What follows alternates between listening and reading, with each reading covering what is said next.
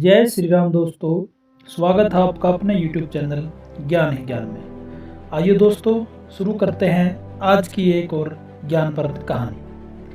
पूरी दुनिया में पक्षियों की 10,000 से भी ज़्यादा प्रजातियां पाई जाती हैं। सभी के वही 2 पंजे, 2 पंख और एक गर्दन होती है। लेकिन इन्हीं में से एक ऐसा पक्षी है जिसकी एक अलग ही पहचान है, जो आसमान का सीना चीर के हजारों मीटर ऊपर 120 किलोमीटर प्रति घंटे की रफ्तार से उड़ता है, जो खुद के कई गुना अधिक वजन के शिकार को भी अपने पंजों में दबोच कर उड़ जाता है। इसीलिए उस पक्षियों का राजा कहा जाता है, जिसे हम बाज के नाम से जानते हैं। और एक बात इतना ऊंचा मुकाम हासिल करता है अपनी ट्रेनिंग और अपने पुनर्जन्म की वजह से।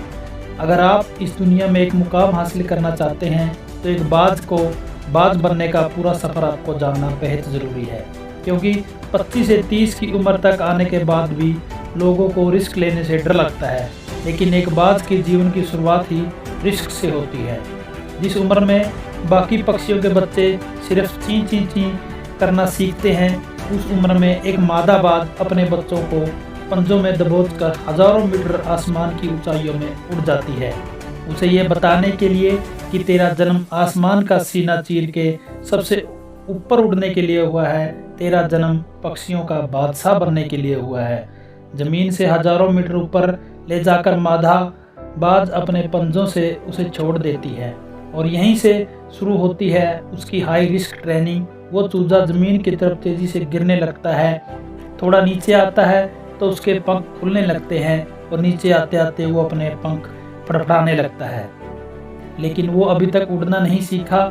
वो जमीन से कुछ ही ऊपर होता है। ऐसा लगता है कि कुछ ही सेकंड में उसका जीवन समाप्त हो जाएगा। लेकिन अचानक एक पंजा उसे अपनी गिरफ्त में ले लेता है और वापस आसमान में उड़ जाता है। वो पंजा होता है उसकी माँ का, जो उससे पीछे उड़ रही थी। उसकी ये ट्रेनिंग तब तक चलती रहती है जब तक वो उड़ना नहीं सीख जाता। इतनी हाई रिस्क ट्रेनिंग होने के बाद इस दुनिया को एक बाज मिलता है। बारिश के वक्त सारे पक्षी आश्रय की तलाश करते हैं, तब यही बाज उसी बारिश के में आसमान को चीरते हुए ऊपर निकल जाता है और बादल से कहता है, तुम बरस ले, कितना बरसेगा, और फिर नीचे आकर चैलेंज करता है। एक बाज की उम्र लगभग 70 साल होती है। जब वह 40 साल का होता है तब एक परेशानी उसकी ज़िंदगी में मौत बनकर आती है, जो अपनी परेशानियों की तुलना में बहुत बड़ी होती है, क्योंकि 40 की उम्र में बाज की चोंच इतनी मुड़ जाती है कि उसे शिकार निगलने में बहुत परेशानी होती है। उसके पंख भारी हो जाते हैं, छाती से चिपकने लगते हैं और उसे उड़ना मुश्किल हो जाता है। उसके पंजे लंबे और लचीले हो जाते हैं, जिससे वो शिकार को सही से पकड़ नहीं पाता।